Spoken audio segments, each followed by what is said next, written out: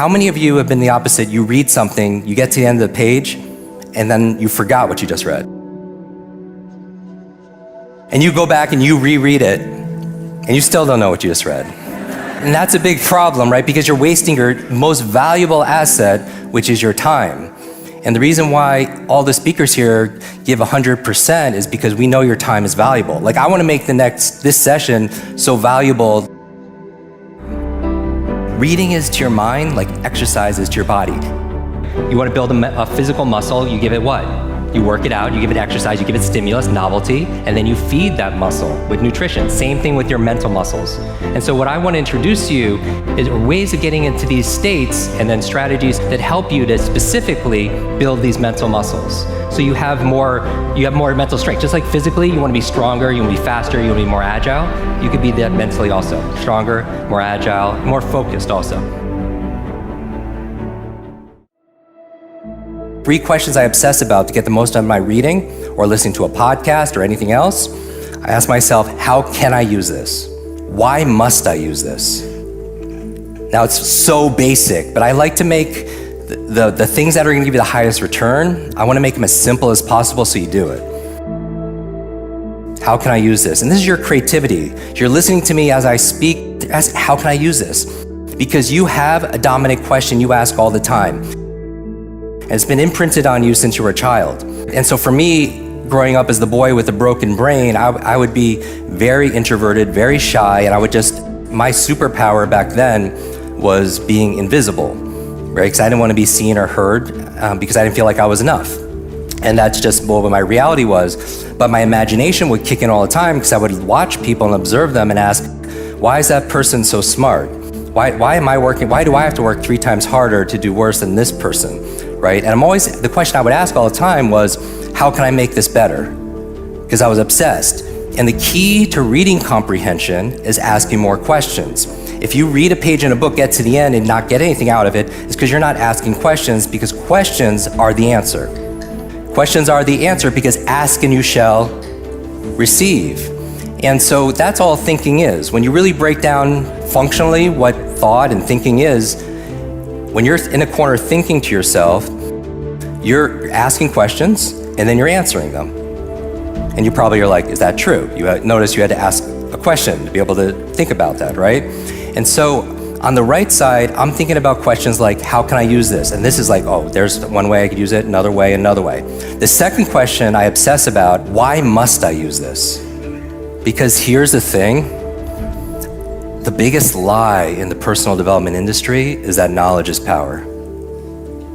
It is.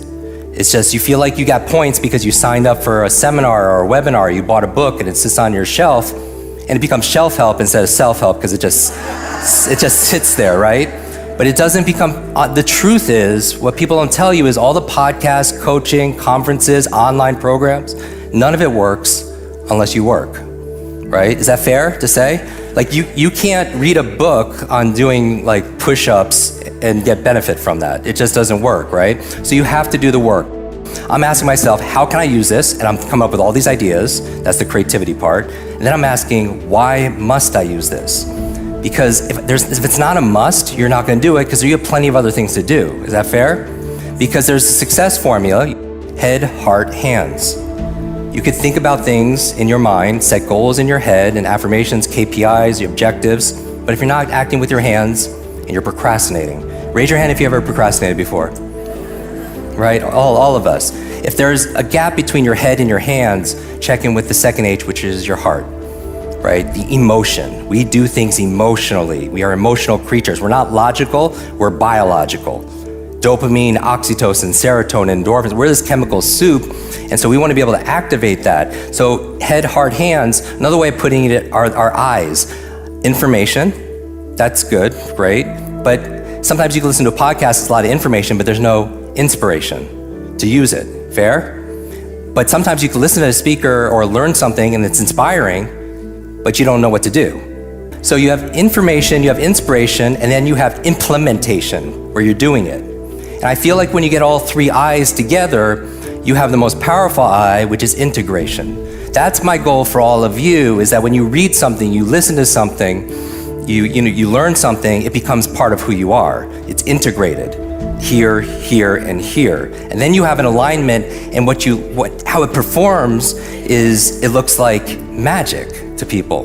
When somebody is aligned and they're in their element, it looks like it's effortless. These flow states, it's powerful. It's 3 parts to it that I focus on. How many of you have ever been in a zone where, and that's how it is when I'm reading. It's just, there's a piece to it. It's like somebody who's fit and has strategies. If they have to climb a mountain, it looks like it's effortless because they've just done the work and they have strategy and they have tools to be able to do so. And somebody who maybe doesn't have those resources, it's more effort. Is that fair? So actually learning how to do these things, it's easier. Like when I read a book, I still read a book a day. It's just part of my practice. It's part of my mental hygiene. And I feel like it's the #1 exercise because reading is to your mind like exercise is to your body. And some of you are already doing this, so I'm preaching to you, so I'm gonna show you how to do it better. But those of you who aren't on the other spectrum reading at all, the average person reads like 2 books a year. Now, if you're reading like more than that, that means somebody's reading a lot less, right? On the other side. But it's the best exercise for your brain. People ask me all the time, how do I keep my brain young and how do I keep it energetic? And as I grow older, reading.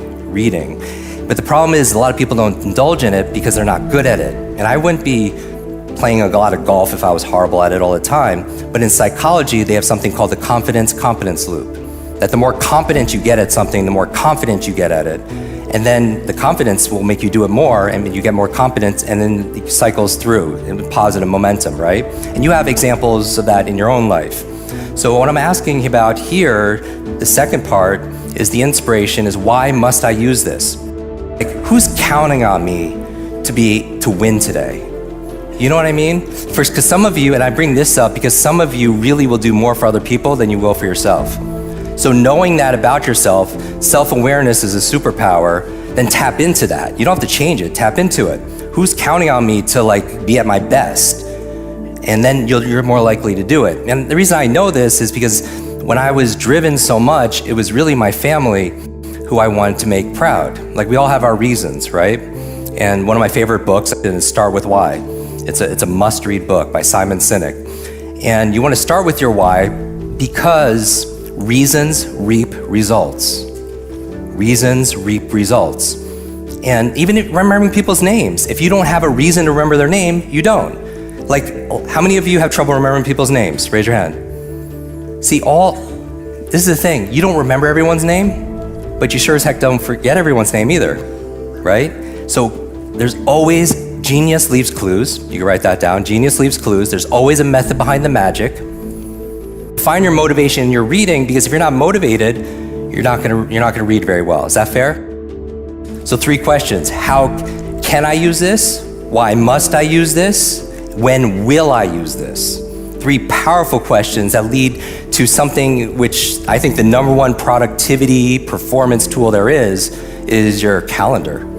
Because a lot of you say you want to work out, or you want to meditate, or you want to do this self-care, and you know self-love and self-care is not selfish, and you know all this stuff, but how does your daily calendar reflect that? Do you know what I mean? Because I could look at anyone's calendar and see where they are in life because of what they prioritize. First things first.